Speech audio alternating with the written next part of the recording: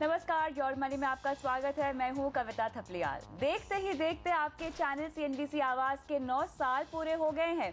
इन 9 सालों में हमारी पूरी कोशिश रही है कि हम आपको सही फाइनेंशियल सलाह दे सकें, आपके निवेश को दिशा दे सकें और आपके लक्ष्यों को पाने में आपकी मदद कर सकें। हम उम्मीद करते हैं कि 9 सालों में हमने आपकी परेशानियों को सुलझाया होगा और ये वादा भी करते हैं कि आने वाले सालों में भी हम आपकी उलझनें सुलझाते रहेंगे। इसी मकसद के साथ हम हाजिर हैं योर मनी का म्यूचुअल फंड स्पेशल शो लेकर और आज मेरे साथ है वाइस इन्वेस्ट एडवाइजर्स के CEO हेमंत सुस्तिगी। तो यहाँ पर आगे बढ़ने से पहले हम आपको बता दें, इनफैक्ट मुझे ये बात बताकर बहुत ज़्यादा खुशी हो रही है कि 9 साल CNBC आवाज़ ने पूरे किए हैं और साथ ही हेमंत जी, आपका एसोसिएशन CNBC आवाज़ के साथ उस दिन से है जब से हमने चैनल का ड्राई रन शुरू किया था। जी एब्सोल्युटली, आई थिंक बहुत अमेजिंग जर्नी रहा है और बड़ी खुशी होती है एक्चुअली। एक तो हम जो एसोसिएशन है इसके साथ ये, और जो इम्पैक्ट इन्वेस्टर्स के ऊपर आया है, इन्वेस्टर्स की सोच के ऊपर आया है। जब भी हम अभी छोटे शहरों में जाते हैं, Tier 2, Tier 3 सिटीज़ में जाते हैं, जब वहाँ पे लोग फाइनेंशियल प्लानिंग की बात करते हैं और फ्यूचर प्लानिंग की बात करते हैं, रिटायरमेंट प्लानिंग की बात करते हैं, तो मुझे लगता है उसका काफ़ी श्रेय जो है CNBC आवाज़ को जाता है। आई थिंक बहुत बहुत मेहनत की है आप लोगों ने और इस कॉन्सेप्ट को छोटी छोटी जगहों में पहुँचाया है। आई थिंक आज जो इन्वेस्टर्स सोच रहे हैं अपने फ्यूचर के बारे में, जैसा मैंने कहा, मैं काफ़ी श्रेय जो है, बहुत ज़्यादा श्रेय जो है उसका CNBC आवाज़ को दूंगा। बहुत बहुत शुक्रिया और आई थिंक ये हमारी ही मेहनत की वजह से इतनी अवेयरनेस लोगों में आई है और फाइनेंशियल प्लानिंग को लेकर। जी एब्सोल्युटली, बिल्कुल। शो को आगे बढ़ाते हैं और अब देखते हैं योर मनी में आज खास क्या है। रिटायरमेंट के लिए पहले से कैसे करें प्लानिंग, किन बातों का रखें ख्याल, निवेश करते वक्त टैक्स बेनिफिट का भी रखे ध्यान, कहां निवेश करने से सबसे ज्यादा होगी टैक्स सेविंग, म्यूचुअल फंड में SIP के मूल मंत्र, कौन से फंड करें पोर्टफोलियो में शामिल। शुरुआत करते हैं सवाल जवाब के सिलसिले के साथ। हमारे पहले दर्शक लखनऊ से हमारे साथ फोन लाइन पर जुड़ रहे हैं श्याम सुंदर जी। नमस्कार, सवाल पूछें। नमस्कार मैम, मैं श्याम बोल रहा हूँ लखनऊ से। जी श्याम। मैडम, मैं अपने बेटे वेद पमनानी जो 4 साल का है, उनके लिए हायर एजुकेशन के लिए SIP करनी है। मेरा क्वेश्चन ये है कि मैं लार्ज कैप में ICICI फोकस ब्लू चिप या UTI अपॉर्चुनिटीज में से एक रखना चाहता हूँ और मिड कैप में IDFC प्रीमियर इक्विटी या ICICI डिस्कवरी में एक रखना चाहता हूँ। तो प्लीज मुझे सजेस्ट करें कि इनमें से मेरे लिए बेस्ट फंड कौन सा रहेगा। ठीक है, उससे पहले श्याम जानना चाहेंगे आपने अब तक कितनी इन्वेस्टमेंट की हुई है, कब से कर रहे हैं, टाइम होराइजन आपका क्या है और कितनी रकम आप जुटाना चाहते हैं। मैडम, हम 12 इयर्स के लिए SIP करना चाहते हैं। ठीक है। और हमारी डेड स्कीम में भी SIP स्टार्ट कर दी है और गोल्ड में कर दी है। इक्विटी में करना है, इसलिए मुझे थोड़ा कंफ्यूजन था तो मैंने आपको क्वेश्चन मेल किया है। 10 साल के बाद आपको कितनी रकम चाहिए? 10 साल के बाद कितनी रकम चाहिए? मैम, हमारी पॉकेट के अकॉर्डिंग हम 5,000 की SIP अभी कर सकते हैं, तो हम उस हिसाब से अपनी इनकम के हिसाब से SIP का अमाउंट बढ़ाते चले जाएंगे। ठीक है। हेमंत, जैसे कि इन्होंने बताया, इन्हें अपने बच्चे की पढ़ाई के लिए पैसे यहाँ पर जुटाने हैं, निवेश की शुरुआत इसी मकसद से ये करना चाहते हैं। यहाँ पर 4,000 रुपये फिलहाल ये निवेश करते हैं और बढ़ा भी सकते हैं। 10 साल का इनके पास टाइम होराइजन है। हालांकि इन्होंने जो हमने डिटेल्स भेजी हैं उसमें इन्होंने जो रिक्वायरमेंट है अमाउंट की वो नहीं मेंशन की है, जो कि मेरे ख्याल से बहुत ज़रूरी होता है किसी भी निवेश की आप शुरुआत करते हैं तो। जी हाँ, बिल्कुल आपने सही कहा। एक्चुअली अमाउंट अगर आपको पता हो, टारगेट पता हो कितना है, तो आप एक एज्यूम रेट ऑफ रिटर्न लेके आप ये पता कर सकते हैं कि आपको कितने पैसे की ज़रूरत है। इसका फ़ायदा ये है कि आपको, क्योंकि टारगेट आपके सामने है और आप उस हिसाब से अमाउंट इन्वेस्ट कर रहे हैं और सही एसेट क्लास में कर रहे हैं, तो चांसेस हैं कि आप अपनी जो भी लेवल तक पहुंचना चाहते हैं वो पहुंच पाएंगे। अगर बिना टारगेट के चलेंगे तो आपको मालूम नहीं। जैसे उन्होंने कहा 4,000 रुपये इन्वेस्ट कर रहे हैं, शायद 1,000 रुपये और इन्वेस्ट कर सकते हैं। अगर ये 4,000 इनके 12% के हिसाब से ग्रो हो, क्योंकि इनकी इन्वेस्टमेंट जो है वो अभी इक्विटी फंड की बात कर रहे हैं, तो ये करीब 9 लाख रुपए पहुंचेगी। अब ये हमको मालूम नहीं है किस तरह की एजुकेशन देना चाहते हैं। मैं एग्जांपल देता हूं, जैसे यहाँ पे अगर मान लीजिए ऐसी कोई एजुकेशन देना चाहते हैं बच्चों को जिसकी आज की कॉस्ट अगर 20 लाख रुपए है, इनके टाइम होराइजन के टाइम जब तक ये पहुंचेंगे वहाँ पे, 8% अगर इन्फ्लेशन मान के चलूँ कॉस्ट ऑफ एजुकेशन में, तो उसकी कॉस्ट बढ़ के 43 लाख हो जाएगी।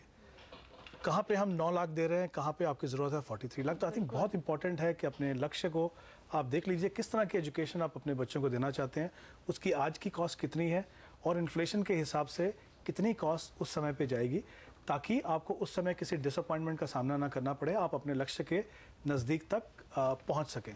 तो ये बहुत ज़रूरी है। इन्होंने फ़ंड की जो बात की है कविता यहाँ पे, इन्होंने कहा है कि 3-4 फंड उन्होंने देखे हैं यहाँ पे, गोल्ड फंड भी है यहाँ पे। मेरा ये मानना है कि इनको 4000 के लिए 2 फंड होने चाहिए इनके पास। एक फंड लार्ज कैप कैटेगरी में ICICI फोकस इन्होंने जैसे बात की है वो देख सकते हैं यहाँ पे। दूसरा चाहिए तो IDFC प्रीमियर इक्विटी देख सकते हैं। ये दोनों ही फंड जो है, इनफैक्ट IDFC थोड़ा ज़्यादा पुराना फंड है, ऐसा रिकॉर्ड भी बहुत काफ़ी अच्छा है। ICICI फोकस भी हालांकि करीब 5 या 5.5 साल पुराना होगा फंड, लेकिन उसका परफॉर्मेंस ट्रैक रिकॉर्ड बहुत अच्छा है। तो मुझे लगता है ये 2 फंड ले लीजिए, बहुत ज़्यादा फंड मत रखिए, उसको ट्रैक करना थोड़ा मुश्किल होता है। तो दोनों में आप 50-50% अगर लगा देंगे तो एलोकेशन पॉइंट ऑफ व्यू से दोनों सेगमेंट आपके पास रहेंगे, क्योंकि IDFC प्रीमियर इक्विटी में भी करीब 10 से 15% जो है वो लार्ज कैप में रहता है। तो आई थिंक एलोकेशन के हिसाब से, फंड सिलेक्शन के हिसाब से बिल्कुल सही रहेगा। लेकिन जैसा मैंने कहा, अगर ये टारगेट देखते हैं बिल्कुल तो शायद इनको रीवर्क करना पड़ेगा। और जैसा मैंने कहा, अगर 20 लाख 43 लाख होने वाले हैं तो शायद इन्वेस्टमेंट की जरूरत काफी ज्यादा है। इन्होंने ये भी कहा कि थोड़ा डेट में भी इन्होंने SIP शुरू किया है। इनफैक्ट इक्विटी में ये कतरा रहे हैं करने से, अभी शुरुआत करना चाहते हैं। देखिए वहीं पे हम गलती करते हैं, क्योंकि हम इक्विटी की शॉर्ट टर्म परफॉर्मेंस देख के डर जाते हैं। फैक्ट ये है कि अगर आप 10 या 12 साल के लिए इन्वेस्ट कर रहे हैं, वॉलेटिलिटी होने के बावजूद भी आपकी जो इन्वेस्टमेंट जो परफॉर्मेंस है, अगर आज भी हम देखें, अगर 10 साल की परफॉर्मेंस मार्केट या जो अच्छे फंड हैं उनकी जो एवरेज रिटर्न है करीब 14 से 15% है। तो मुझे लगता नहीं कि शॉर्ट टर्म को देख के ये नेचुरल सी बात है, क्योंकि जब हम किसी इंपॉर्टेंट गोल के लिए इन्वेस्ट करें तो हमको लगता है कि इसमें कुछ लॉस नहीं होना चाहिए। लेकिन मेरा ये मानना है कि लॉस जो है वो शॉर्ट टर्म में होता है। अगर आप एक डिसिप्लिन तरीके से इन्वेस्ट करते रहें, लॉन्ग टर्म के लिए इन्वेस्ट करते रहें, मुझे नहीं लगता कोई कारण है कि आपको लॉस हो, और जो आपकी जो रिटर्न होगी वो किसी भी जो फाइनेंशियल एसेट्स है उससे ज़्यादा होगी। बिल्कुल, इनफैक्ट लॉन्ग टर्म के लिहाज से तो इक्विटी ही बेस्ट एसेट क्लास है जहाँ पे आपको निवेश करना चाहिए। जी बिल्कुल, अगर जैसा मैंने कहा कि अगर आप चाहते हैं कि आप इन्फ्लेशन को बीट करें, आपकी रियल रेट ऑफ रिटर्न जो रिटर्न माइनस इन्फ्लेशन है वो पॉजिटिव हो, तो इक्विटीज एक एसेट क्लास है। लेकिन ये 2 कमिटमेंट चाहती है यहाँ पे, एक तो लॉन्ग टर्म कमिटमेंट और दूसरा एक डिसिप्लिन तरीके से इन्वेस्टिंग कीजिए। आई थिंक बहुत सिंपल है। शायद इक्विटी को हम बहुत कॉम्प्लिकेटेड समझते हैं और हम डर जाते हैं कि शायद क्योंकि 2-3 साल में अगर हमको लॉस हुआ तो हम लगता है कि शायद हमारे बच्चों की पढ़ाई कैसे होगी, मेरी रिटायरमेंट कैसी होगी। लेकिन जैसा मैंने कहा, जितना लंबा समय देंगे आप, इन्वेस्टमेंट करते रहेंगे रेगुलरली, तो कोई कारण नहीं कि आपको अच्छा रिटर्न वहाँ पे ना मिले। श्याम सुंदर जी, आपको कोई और सवाल पूछना है? यहाँ पर आपको सिर्फ 2 फंड्स में निवेश की सलाह दी जा रही है, लेकिन उससे भी पहले आपको जो अमाउंट चाहिए, जो 10 साल के बाद आप पैसे अपने हाथ में चाहते हैं अपने बच्चे की पढ़ाई में लगाने के लिए, वो आपको निर्धारित करने होंगे। यहाँ पर वो अमाउंट आपको डिसाइड करना होगा। कोई सवाल आपका? मैम, जैसा कि मैंने बताया, अभी हमारी सैलरी 25,000 है। मेरी सैलरी जैसे बढ़ती जाएगी उसी अकॉर्डिंग मैं अपनी सेविंग बढ़ाता जाऊंगा, और मैं हायर एजुकेशन ही चाहता हूँ अपने बच्चे के लिए, इंजीनियरिंग या मेडिकल्स। फिर जो अमाउंट शॉर्ट पड़ेगा वो मुझे एजुकेशन लोन बैंक से आगे एडजस्ट करके मैनेज करूंगा मैं, क्योंकि मैं अपनी सैलरी का 25,000 में मैं 5,000 की सेविंग कर रहा हूँ। इससे ज्यादा एट प्रेजेंट तो मैं नहीं बढ़ा सकता हूँ। हाँ ठीक है, जैसे आपकी आय बढ़ेगी वैसे ही आपको अपना निवेश यहाँ पर बढ़ाने की सलाह दी जा रही है शाह। चलिए, लेकिन इससे एक और सवाल निकलता है यहाँ पर, अगर हम पॉलिसीज़ की बात करें, चाइल्ड प्लान्स की बात करें जो बाज़ार में आती है, कई दर्शक हमें ऐसे भी सवाल पूछते हैं कि क्या बच्चों की पढ़ाई के लिए इस तरह की चाइल्ड प्लान्स लेना फ़ायदेमंद होता है या नहीं? देखिए, चाइल्ड प्लान्स एक्चुअली एक मैं कहूँगा एक रेडीमेड प्रोडक्ट है, और क्योंकि उसका नाम ऐसा होता है कि चाइल्ड प्लान, तो हम शायद थोड़े से सेंटिमेंटल हो जाते हैं, इमोशनली इन्वॉल्व हो जाते हैं उसके साथ कि शायद ये सही प्रोडक्ट है हमारे लिए। ऐसा नहीं कि वो प्रोडक्ट सही नहीं है, बट मुझे लगता है कि अगर आपके पास समय है, जैसे इन्होंने कहा 12 साल है, कहीं कहीं आप अगर आप बच्चे के पैदाइश के बाद ही 1 साल के बाद ही अगर आप इन्वेस्टमेंट करना शुरू कर दें, तो हायर एजुकेशन का जो पैसा है वो आपको 17-18 साल से पहले नहीं लगता है, और वो भी 1 साल में नहीं लगेगा आपको। अगर मान लीजिए जैसे इंजीनियरिंग की बात की, तो आप 5 साल में इंजीनियरिंग कर रहे हैं, तो पैसा आपको 5 साल में लगेगा, यानी कुल मिला के करीब आपके पास 23 साल का समय है। ऐसे में अगर आप ऐसे इन्वेस्टमेंट ऑप्शन में करें, जैसे SIP करें इक्विटी फंड में, जहाँ पे आपको वैरायटी ज़्यादा मिले, जहाँ पे एक्सपेंसेस आपके कम हो, जहाँ पे फ्लेक्सिबिलिटी हो, तो अगर वो सब चीज़ें आपको म्यूचुअल फंड में मिल रही हैं तो मुझे लगता नहीं कि और किसी ऑप्शन को देखने की जरूरत है। ऐसा नहीं है कि चाइल्ड प्लान की यूटिलिटी कोई नहीं है, लेकिन अगर आप ऐसे इन्वेस्टर हैं, आप चाहते हैं रेडीमेड पोर्टफोलियो मुझे मिल जाए, तो शायद चाइल्ड प्लान आप ले सकते हैं। लेकिन अगर आप थोड़े एक्टिव इन्वेस्टर हैं या आपको कोई एडवाइजर एडवाइस कर रहा है, या आप जैसा मैंने कहा थोड़ा सा रिस्क ले सकते हैं और आप चाहते हैं कि सही तरीके से अपने लक्ष्य को पूरा करें, तो मुझे लगता है ये रिटर्न के लिहाज से भी ज्यादा बेहतर ही है अगर आप म्यूचुअल फंड के जरिए अपने लक्ष्य को पाने की कोशिश करें। जी बिल्कुल, क्योंकि एक तो प्योर इक्विटी है, वहाँ भी आपको प्योर इक्विटी शायद मिल जाएगा, लेकिन जनरली जो है वो एक हाइब्रिड प्रोडक्ट रहता है, तो वो शायद आपको उस तरह की जो रिटर्न है, जो उस तरह का जो कॉर्पस आप बनाना चाहते हैं, वो शायद आप ना बना पाए। चलिए, योर मनी में फिलहाल वक्त है एक ब्रेक का, लेकिन ब्रेक के बाद भी हम देते रहेंगे म्यूचुअल फंड से जुड़े सवालों के जवाब। बने रहिए हमारे साथ।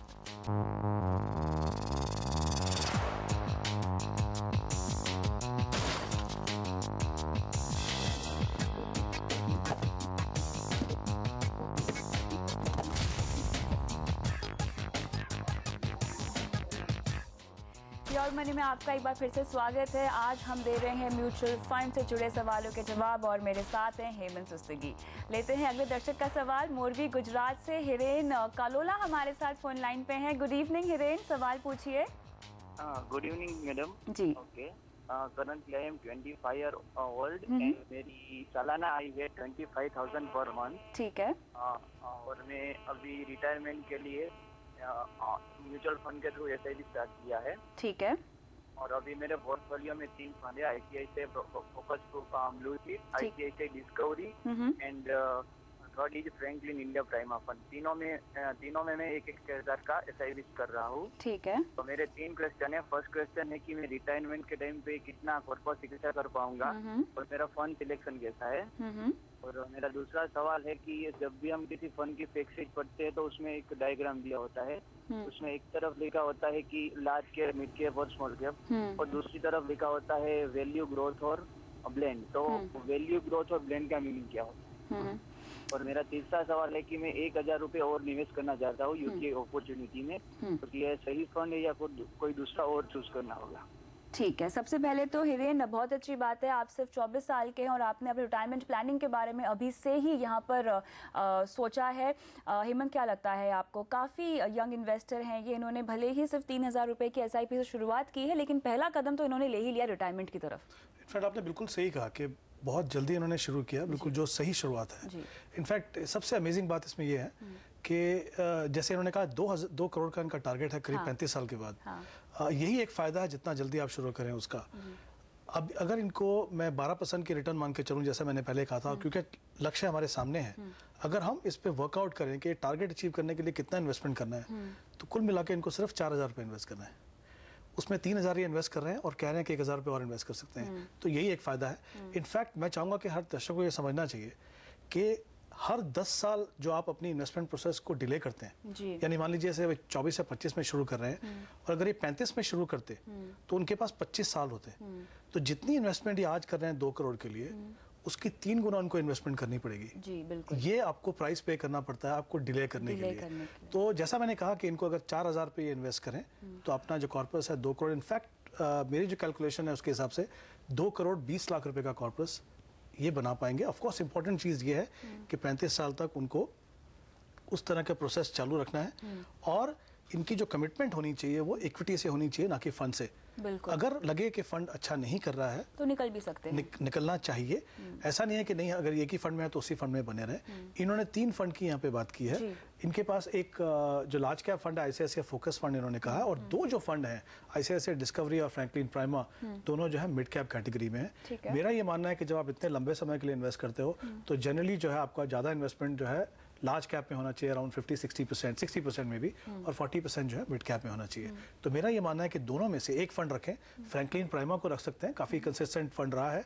शायद मैं ये नहीं कहूँगा कि टॉप परफॉर्मिंग फंड में है, लेकिन काफ़ी कंसिस्टेंट फंड रहा है।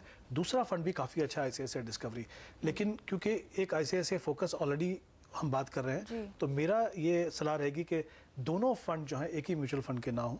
कभी कभी क्या होता है, डिफरेंट फिलॉसफी, डिफरेंट स्ट्रेटजी में भी जाना चाहिए। तो उस हिसाब से ये 2 फंड रख सकते हैं। 1,000 रुपये अगर ये और इन्वेस्ट कर दें, 4,000 रुपये से 2 करोड़ 20 लाख का कॉर्पस ये अपने टाइम होराइजन के बाद बना पाएंगे। चलिए, यहाँ पर तो हिरेन आपको सलाह यही दी जा रही है कि आप जल्द से जल्द अपना जो 1000 रुपये निवेश करने के बारे में सोच रहे हैं उसकी शुरुआत कर दीजिए। यहाँ पे ICICI डिस्कवरी से आप निकल सकते हैं और ICICI फोकस्ड ब्लू चिप और फ्रैंकलिन इंडिया प्राइमा में आप बने रह सकते हैं और इसमें ही अपने निवेश को आप जारी रखिए, लेकिन अपनी आय के हिसाब से अपने निवेश को भी आपको बढ़ाने की ज़रूरत है, तभी आप अपने लक्ष्य को यहाँ पर हासिल कर पाएंगे। डिसिप्लिन मेंटेन कीजिए अपने निवेश में, ये भी बहुत ज़्यादा ज़रूरी है।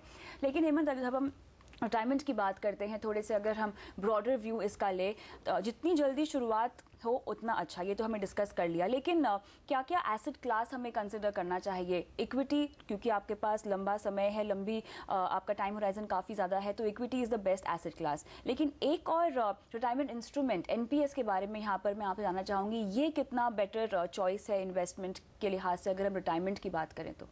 जी देखिए कविता, ऐसा रिटायरमेंट प्लानिंग जो है किसी भी इन्वेस्टर के लिए बहुत इंपॉर्टेंट गोल है।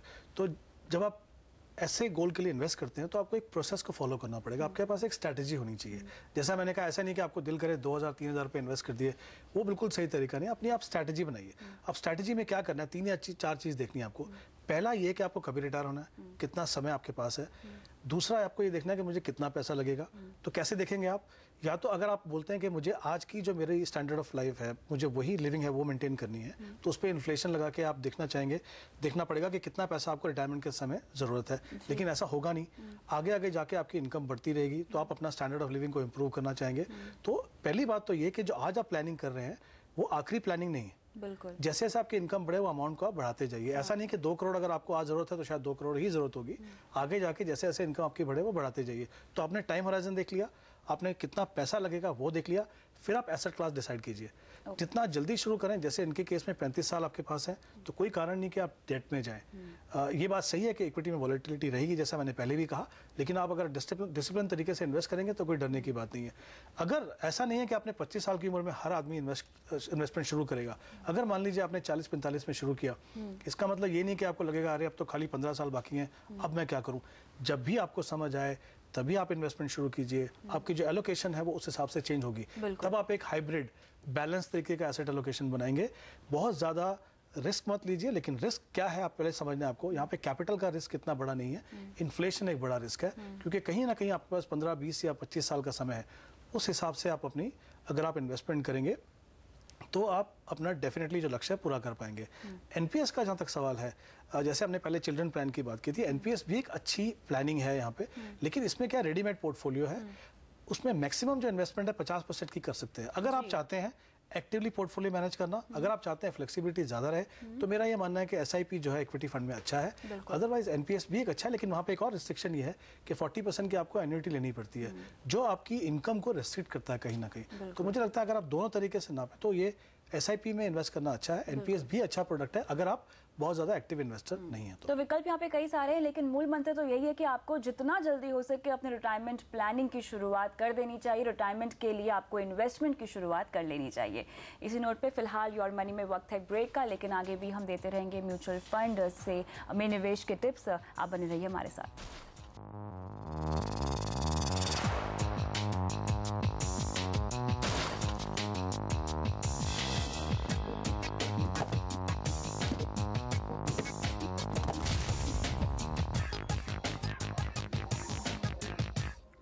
योर मनी में आपका फिर से स्वागत है। आज हमारा फोकस है म्यूचुअल फंड्स पर। सवालों के जवाब दे रहे हैं हेमंत सिस्तगी।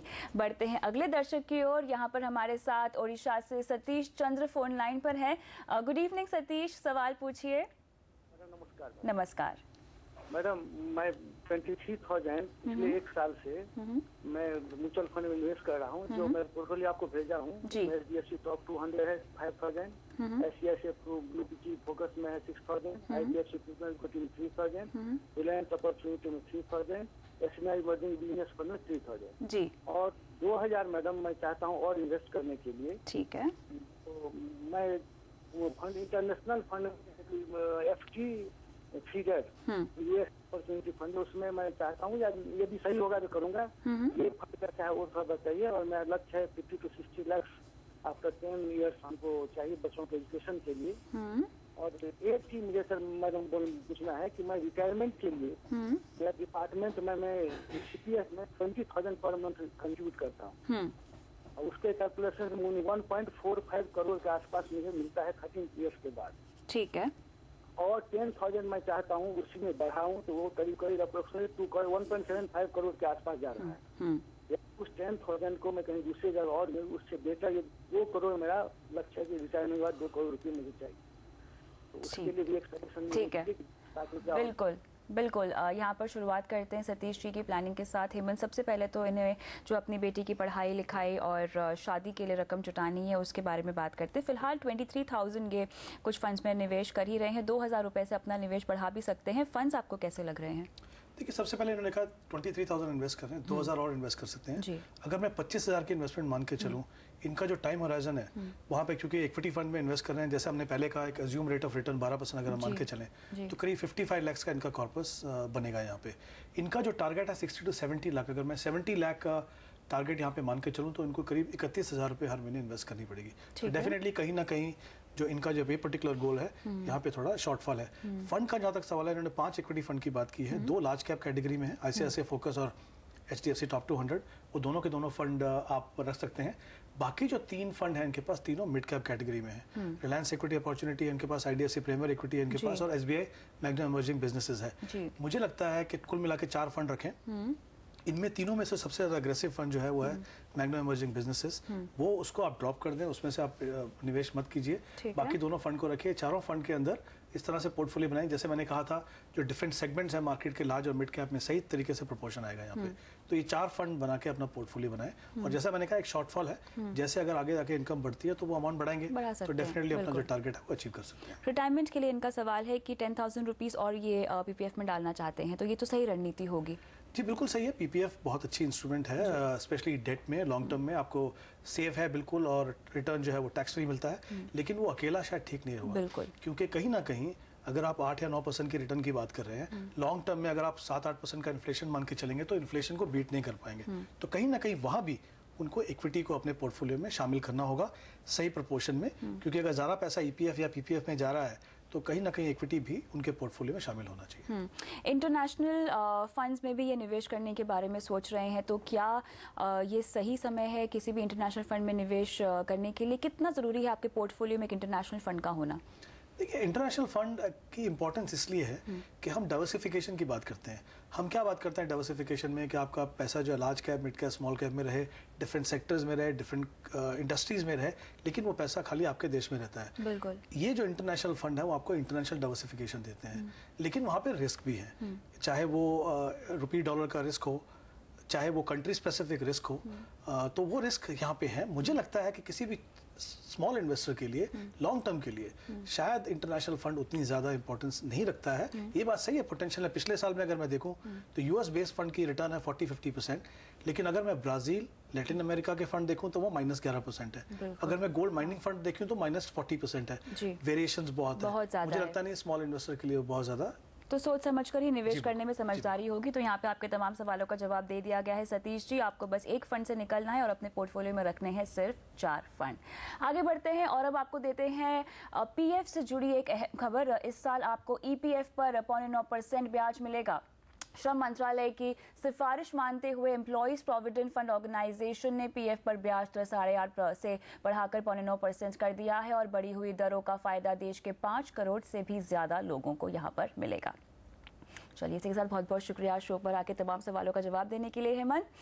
और आज CNBC आवाज़ के 9 साल पूरे हो गए हैं। हमने हमेशा आपको निवेश के लिए बेहतरीन और सटीक राय दी है और इसके लिए हम और हमारी टीम 24 घंटे कड़ी मेहनत करती रहती है, लेकिन इसी काम के बीच हम एंजॉय करने का वक्त भी निकाल लेते हैं। तो चलिए, हम आपको छोड़े जा रहे हैं आवाज़ टीम के कुछ ऐसे ही खुशनुमा पलों के साथ।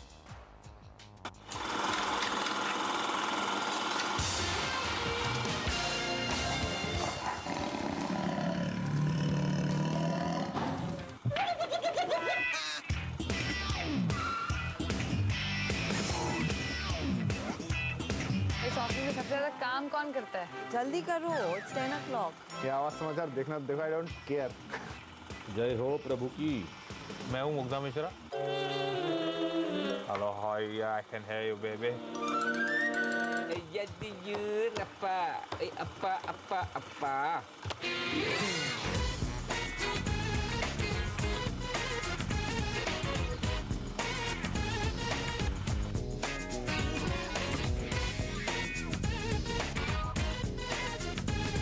एक एक मिनट में इशारा करिएगा। अरे मारी डालोगे। ठीक है भाई साहब।